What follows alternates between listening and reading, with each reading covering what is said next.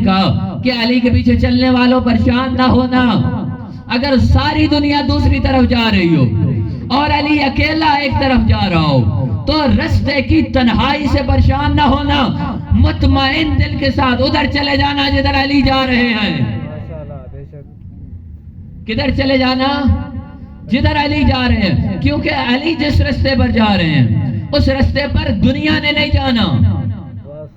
کہا کہ اہل دنیا دنیا کے بچے ہیں اور ان بچوں نے ماں کے پیچھے جانا ہے، لیکن مومن کا باپ علی ہے۔ کہا کہ انا والی ابوا حاضل امہ، پاک رسول نے کہا تھا میں اور علی اس امت کے باپ ہیں۔ پھر مولا علی نے کہا تھا خدا کی لعنت ہو جو اپنے باپ سے منہ موڑے۔ کہا باپ سے منہ موڑ کر کہیں اور نہیں جانا، رستے کی تنہائی سے نہیں گھبرانا، کدھر چلے جانا ہے؟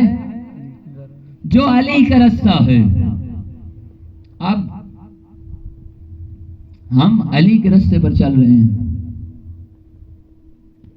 یہ سوال ہمارا حق بنتا ہے نا پوچھیں اپنے آپ سے کہ ہم علی کے رستے پر چل رہے ہیں۔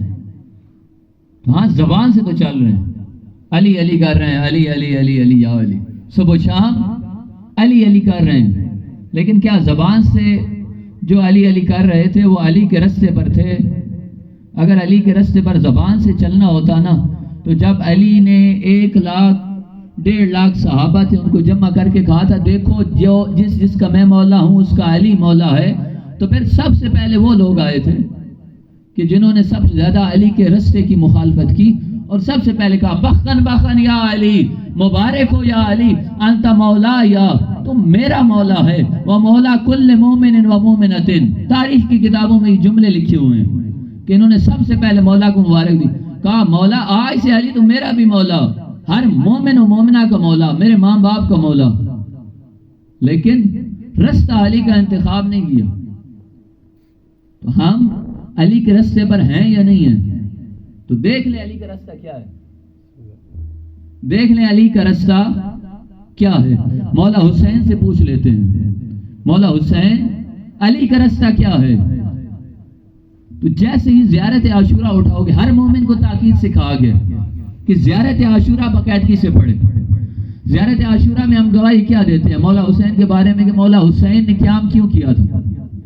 یہ برادر نے کل بڑا خوبصورت جملہ پرسوں کہا تھا کہ ہمیں یزید سے دشمنی اس لیے ہے کہ اس نے اہل بیت کو شہید کیا، لیکن مولا حسین کو کیوں دشمنی ہے یزید سے؟ اس وقت تو اہل بیت شہید نہیں ہوئے تھے جب یزید حاکم بنے، تو مولا حسین کو کیا دشمنی ہے؟ تو خود زیارت عاشورہ بتاتی ہے کہ مسئلہ کیا تھا۔ کہ اشہد ان قد اقمت الصلاۃ، مولا ہم گواہی دیتے ہیں تو نے نماز قائم کی۔ پھر مولا نے جب مدینے سے نکلنے لگے، ولید نے کہا کہ بیعت کریں، مولا نے کہا میں بیعت کروں یزید جیسے کی؟ مثلی لا یبایع مثلا، میرے جیسا اس جیسے کی بیعت نہیں کر سکتا۔ کہا مجھے یزید سے مسئلہ کیا ہے؟ کہ شارب الخمر، یزید کیا ہے؟ شارب خمر، شراب پینے والا ہے، مولن بالفسق، اعلانیہ گناہ کرنے والا ہے، اور کیا ہے؟ کہ قاتل بنفس المحرم، بے گناہوں کا قاتل ہے، اور کیا ہے؟ کہا اپنے محارم کے ساتھ زنا کرنے والا ہے۔ یعنی یزید شرابی، یزید اعلانیہ گناہ کرنے والا، یزید بے غیرت، یعنی یہ سارے گناہ کیونکہ یزید میں ہیں تو میں یزید کا مخالف ہوں۔ کیا مولا علی کا رستہ مولا حسین کے رستے سے ہٹ کر ہے؟ اگر علی کے رستے میں شراب نہیں ہے، اگر علی کے رستے میں حرام نہیں ہے، اگر علی کے رستے میں کسی کا حق کھانا نہیں ہے، اگر علی کے رستے میں خدا سے دوری نہیں ہے، تو پھر میں اس رستے پر کیوں جاؤں؟ توجہ ہے؟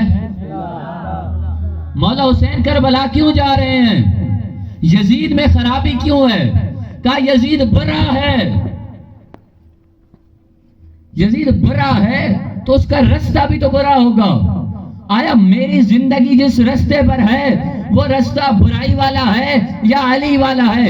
علی کا رستہ خدا کی بندگی کا، علی کا رستہ خدا کی راہ میں قربانیاں دینے کا، علی کا رستہ خدا کی راہ میں سر کٹانے کا، علی کا رستہ خدا کے سامنے سر جھکانے کا، علی کا رستہ کتاب خدا سے عشق کرنے کا، علی کا رستہ اپنے رب سے محبت کرنے کا، علی کا رستہ رب کی راہ میں دینے کا، علی کا رستہ یتیموں کو پالنے کا، علی کا رستہ دوسروں کے بارے میں تڑپنے کا، علی کا رستہ اپنے بچے بھوکے رہ جائیں دوسرے کا بچہ بھوکا نہ رہے، علی کا رستہ خدا کا رستہ، علی کا رستہ رب سے عشق کا رستہ، اور علی کے مقابلے میں جو دوسرا رستہ ہے وہ حرام خوری کا، وہ دوسرے کا بچہ بھوکا رہ جائے میرا بچہ پیٹ بھر کے سوئے، دوسرا یتیم ہے وہ تڑپتا رہے میرے بچے سکون سے سوئیں، حرام آئے حلال آئے میرے بچے کا پیٹ بھرا ہونا چاہیے، غیرت ہو بے غیرتی ہو میں نے رزق کمانا ہے، بے غیرتوں کا رستہ، بے حیاؤں کا رستہ، بے نمازیوں کا رستہ، بے دینوں کا رستہ، رب کے دشمنوں کا رستہ، جو رب سے دور ہے ان کا رستہ، حسین کا رستہ نہیں، علی کا رستہ نہیں۔ اگر میں غلط کہہ رہا ہوں تو مجھے متوجہ کر دیں کہ دو رستوں کے علاوہ کوئی اور رستہ ہے؟ یا علی کا رستہ ہے یا علی کے دشمنوں کا رستہ ہے؟ کوئی درمیانہ رستہ نکلتا ہو تو مجھے بتا دیں، کوئی درمیانہ رستہ نکلتا ہو تو بتا دیں کہ کوئی ایسا رستہ ہو جس میں انسان نماز نہ بھی پڑھے، رب سے دور بھی ہو اور علی والا بھی کہلائے، کوئی ایسا رستہ بھی ہو کہ انسان حرام بھی کھائے اور عزادار بھی ہو، کوئی ایسا رستہ بھی ہو کہ انسان کی آنکھ بھی ناپاک ہو اور وہ حسین کی بارگاہ میں بھی خوب عزاداری کرے، کوئی ایسا رستہ بھی ہو کہ انسان زمانے میں سب سے زیادہ بدنام ہو اور ساتھ حسینی بھی کہلائے۔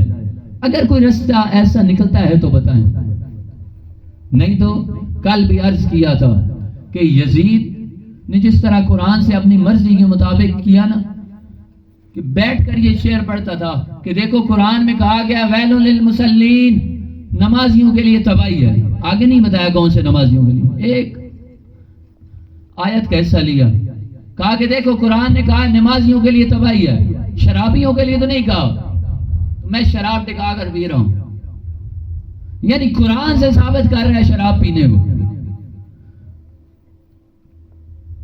ہم بھی معصوم کی آیات سے کیا ثابت کرتے ہیں؟ میرے معصوم نے کہا ہے کہ جو روئے گا رلائے گا، رونے کی شکل بنائے گا، ایک آنسو بہائے گا، اس پر جنت واجب، بے شک کہا ہے اور سچ کہا ہے، اور صادق آل محمد نے کہا ہے کہ جو ہمارے بابا کے غم میں روئے، رونے کی شکل بنائے، اس پر جنت واجب ہے، ایک آنسو نکل آیا آنکھوں سے تو اس کے سارے گناہ معاف، لیکن ساتھ ایک بات اور بھی کی، کہا من استخف الصلاۃ، جو نماز کو ہلکا سمجھے، لا تنال شفاعتنا، ہماری شفاعت اسے مل ہی نہیں سکتی، ساتھ ہی کہا کہ جو قیامت والے دن آئے گا اور آ کر کہے گا، اپنے اعمال پیش کرے گا، تو جو سب سے پہلی چیز چیک ہوگی وہ یہ ہوگی کہ نماز ہے یا نہیں ہے۔ معصوم نے فرمایا ان کو بلت، اگر نماز قبول تو سارے اعمال قبول، اور اگر نماز رد تو سارے اعمال رد۔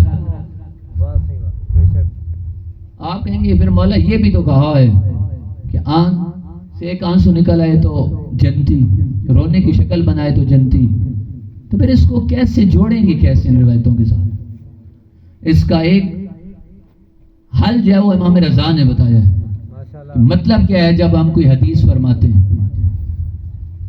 جب مولا کو مدینہ سے خراسان زبردستی لے کر جایا جا رہا تھا، ان دستوں سے لے کر جا رہے تھے جن پر شیعہ آبادیاں نہ ہوں، اہل بیت کو ماننے والے نہ ہوں، جائے نیشا پور ایک علاقہ ہے جہاں پر جو زیارات کے لیے گئے انہوں نے دیکھا ہے مشہد کے ساتھ، نیشا پور اہل سنت کا مرکز، بڑے بڑے علماء نیشا پور سے گزرے، یہاں پر خبر ملی کہ امام رضا آ رہے، 40,000 مورخ اور 40,000 راوی روایت لکھنے کے لیے وہاں پر پہنچ گئے حدیث سننے کے لیے۔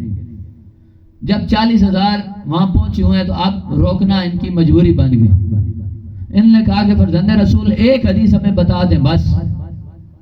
تو مولا نے وہاں پر فرمایا کہ دیکھو میں نے یہ حدیث اپنے بابا موسیٰ کاظم سے، موسیٰ کاظم نے یہ حدیث اپنے بابا جعفر صادق سے، جعفر صادق نے یہ حدیث اپنے بابا امام باقر علیہ السلام سے، امام باقر علیہ السلام نے یہ حدیث امام زین العابدین سے، امام زین العابدین نے یہ حدیث امام حسین علیہ السلام سے، امام حسین علیہ السلام نے یہ حدیث امام علی علیہ السلام سے، امام علی علیہ السلام نے یہ حدیث رسول اللہ سے، اور رسول اللہ کو یہ حدیث جناب جبرائیل نے، اور جناب جبرائیل کو یہ حدیث اللہ نے بتائی. سلسلہ دیکھیں، اس کو روایت کے سلسلے کو کہتے ہیں سلسلہ تو ذہب. اللہ فرماتا ہے لا الہ الا اللہ حسنی فمن داخل حسنی آمن من عذابی. لا الہ الا اللہ میرا قلعہ ہے، جو اس قلعے میں داخل ہو گیا وہ عذاب سے نجات پا گیا. یہ امام نے کہا. 40,000 راویوں نے یہ روایت لکھی اور پردہ گرا اور امام کی سواری چل پڑی. چند قدم چلی پھر رک گئی. رکی تو یہ سارے دوبارہ متوجہ ہوئے کہ مولا کیا کہنا چاہ رہے ہیں. پھر امام نے ان سے مخاطب ہو کر کہا وَلَكِنَّ شَرْطُهَا وَشُرُوطِهَا. لا الہ الا اللہ میرا قلعہ ہے، خدا کہہ رہا ہے ٹھیک ہے، جو اس میں داخل ہو گیا عذاب سے بچ جائے گا. وَلَكِنَّ شَرْطُهَا وَشُرُوطِهَا، لیکن اس کی شرط بھی ہے. وَأَنَا مِن شُرُوطِهَا وَأَنَا مِن شُرُوطِهَا، اور اس لا الہ الا اللہ کے قلعے کی شرطوں میں سے ایک شرط میں علی ابن موسیٰ رضا ہوں. یعنی پہلے ایک حدیث کہی، دوسری حدیث میں جا کر وضاحت پیش کی. معصوم نے جو کہا ہے کہ جو ایک آنسو بہائے گا اس پر جنت واجب ہے، جو رونے کی شکل بنائے گا اس پر جنت واجب ہے، تو وہ مومن کے لیے کہا ہے کہ مومن ہے جو آئے گا بارگاہ حسین میں اور روئے گا. اگر کوئی شخص نماز نہ پڑھے تو وہ مومن تو دور، اس کی توحید والا مسئلہ ہی گڑبڑ ہے. تو اس کو خدا دنیا میں تو اجر دے گا لیکن آخرت میں نہیں، کیونکہ جو رب کا نہیں وہ حسین کا نہیں بن سکتا. مولا حسین نے جب بھی شروع کیا اپنے رب کے عشق سے شروع کیا. واضح معصوم نے کہا ہے من ترک الصلاۃ متعمدا فقد کفر. جو شخص نماز نہیں پڑھتا، سستی ہو گئی کسی بھی وجہ سے، کوتاہی ہو گئی، تو وہ دوبارہ قضا کرے، اس کو معافی مل سکتی ہے. لیکن جو جان بوجھ کر نماز نہیں پڑھتا، اس کی کیا ضرورت ہے؟ نماز اتنی کون سی دین میں ضروری. معصوم فرماتے ہیں جو ایسے نماز کو چھوڑے، من ترک الصلاۃ متعمدا فقد کفر، اس نے کفر کیا ہے. تو حسین مومنوں کا امام ہے. تو اگر جنت کا وعدہ ہے تو کس کے لیے؟ مومنوں کے لیے. جو مومن نہیں ہے، حسین اتنا کریم ہے اس کو خالی پھر بھی نہیں پلٹاتا. جو مومن نہیں ہے وہ حسین کی بارگاہ میں آ جائے تو دو رستے ہیں اس کے لیے، یا تو اس کی ہدایت کا رستہ مل جاتا ہے، وہ بھی رب کی طرف آ کر مومن بن جاتا ہے، یا پھر دنیا میں اسے مل جاتا ہے، اس کے مال میں، اس کے رزق میں کسی نہ کسی طریقے سے مولا حسین اس کو دنیا میں ہی جزا دے دیتا ہے جو اس کی بارگاہ میں روئے. تو اگر حسینی بننا ہے تو راہ علی. اب یہ راہ علی کون سی مشکل ہے؟ ہم صرف اپنے آپ کو غالب کی طرح دھوکہ نہ دیں. میں آپ سے پوچھتا ہوں، میں نہیں بتاتا کہ اگر حرام رزق ہو یہ علی کا رستہ ہوگا؟ نہیں. اگر بے حیائی ہو یہ علی کا راہ ہے؟ نہیں. اگر رب کی نافرمانی ہو یہ علی کا راہ ہے؟ نہیں. تو یہ اگر ہم ایک دفعہ مطمئن ہو کر دیکھیں تو سارا 2 اور 2 4 کی طرح واضح. لیکن اپنے آپ کو دھوکہ دیے ہوئے ہیں، اپنے آپ کو مطمئن کیے ہوئے ہیں. وہ غالب کی طرح کہ لا تقربوا الصلاۃ، آدھی آیت پڑھ کر کے نماز کے قریب نہیں جانا اور ٹکا کر کھانا بھی نہیں. اللہ نے ایک قیمتی سرمایہ آپ کو دیا ہے. وہ قیمتی سرمایہ یہ ہے کہ اس پوری 7 ارب کی آبادی میں آپ وہ تھوڑے سے لوگ ہیں جنہیں اللہ نے حسین کے لیے چنا ہے. اللہ نے آپ کو محبت حسین کی نعمت دی ہے، اور یہ وہ نعمت ہے جو 7 ارب لوگوں میں سے ان تھوڑے سے لوگوں کو ملی ہے۔ تو جب نعمت قیمتی ہو، مثال کے طور پر آپ میں سے کسی کو 1 کروڑ روپے دے دیا جائے، یار یہ 1 کروڑ روپے کا چیک ہے، تو کیا آپ اس چیک کو جیب میں لے کر گھومتے رہیں گے بازار میں؟ نہیں گھومیں گے، اس کو پہلے جا کر کہیں 7 تہوں میں چھپا کر رکھیں گے کہ یہ قیمتی چیز ہے، اس کی حفاظت کا انتظام کریں گے۔ حفاظت کرنے کے بعد بھی ساری رات نیند نہیں آئے گی کہ چیز بڑی قیمتی ہے۔ عشق حسین، عزاداری حسین، عزادار حسین کائنات کی سب سے قیمتی چیز ہے۔ کائنات میں عزادار حسین سے بڑا مرتبہ کوئی نہیں ہے، کیونکہ عزادار حسین وہ مرتبہ ہے کہ جس کے لیے زہرا دعا کر رہی ہیں۔ جب اتنا بڑا مرتبہ ہے تو اس کی حفاظت بھی ضروری ہے، اس نعمت کی قدر بھی ضروری ہے، کیونکہ ڈاکو موجود ہیں۔ اللہ نے قرآن میں کہا کہ شیطان تمہارا دشمن ہے، تمہارے سراغ میں ہے، تمہارے پیچھے، اس کو سنجیدہ لو۔ یعنی اللہ مزاق نہیں کرا کہ شیطان تمہارے پیچھے ہے، اس کی پرواہ کرو کہ شیطان کہیں مجھ سے یہ نعمت لینا لے۔